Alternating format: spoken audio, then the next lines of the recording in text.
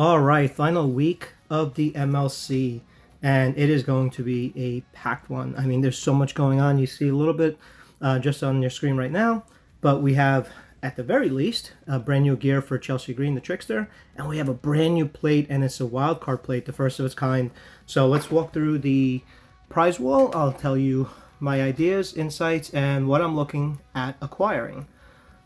And the event just launched, so subject to change on what we end up getting. So far, no Monday mishaps like we had last month. But the Rumble gear, I believe it gives her plus 4 MP. I'm still not going to really go after her just because she's just not my playstyle, and there's so many great tricksters out there. But it's nice to have, and I feel like that's something that's going to drop in the armory pretty frequently, or just come at a $20 price point at some particular point, maybe a couple months down the road for collectors.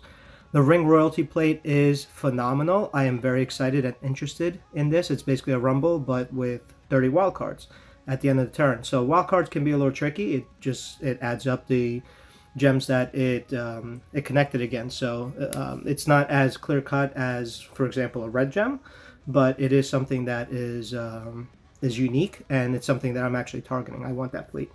The Green Piper plate, 42k, so I can imagine that's going to be a rough reach because it cost about $400 or $500 last week on its debut. Bloodsucker plate is awesome. I love it. There's a lot of great characters for it. I actually have channels for all of the 8x plates.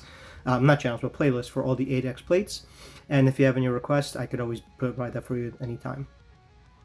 Point Break plate, great. Tama Chest, great. LA Knight, let me talk to you. It's not as good as it when it first came out. It is still a nice plate. It's just not something that is as coveted now, and it's also something you can get in chest or in War Score, Battleground. So it's not something I would necessarily go after, to be honest, if you're going to get those kind of wall shits. Chelsea Entitlement plate, again, not something I'm super excited about. It's a move damage thing. It's just not my thing.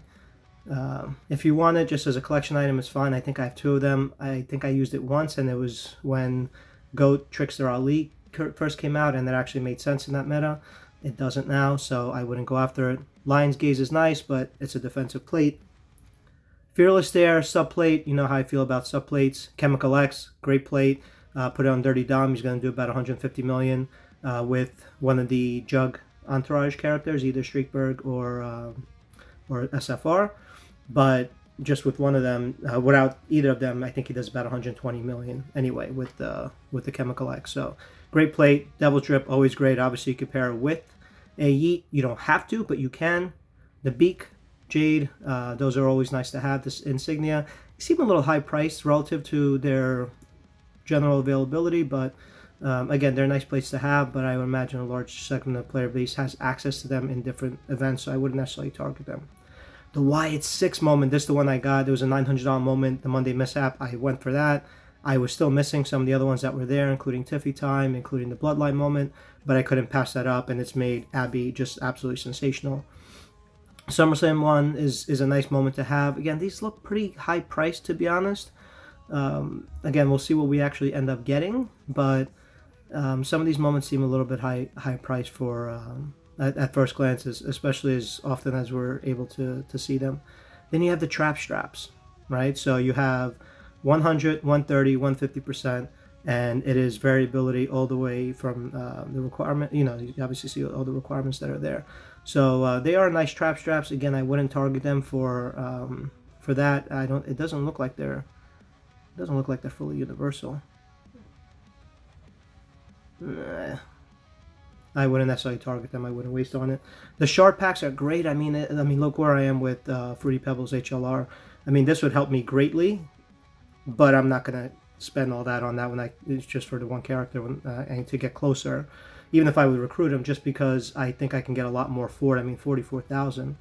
And looking at what I can get here for it, I can get the new plate and have 14k left over for another plate. You know, it's not something that I would go after personally. The shard wall is great. This is a very deep, very wide wall. Again, I say deep and wide a lot. People giggle at it, as I just kind of did, but it is a great plate. It is a great wall. I'm sorry. The shards are one-time offer for most of them, or at least the higher rarity ones. Jade is 2-2. Cody Rhodes 2-2, and the ones you're seeing here are 2-2 as well.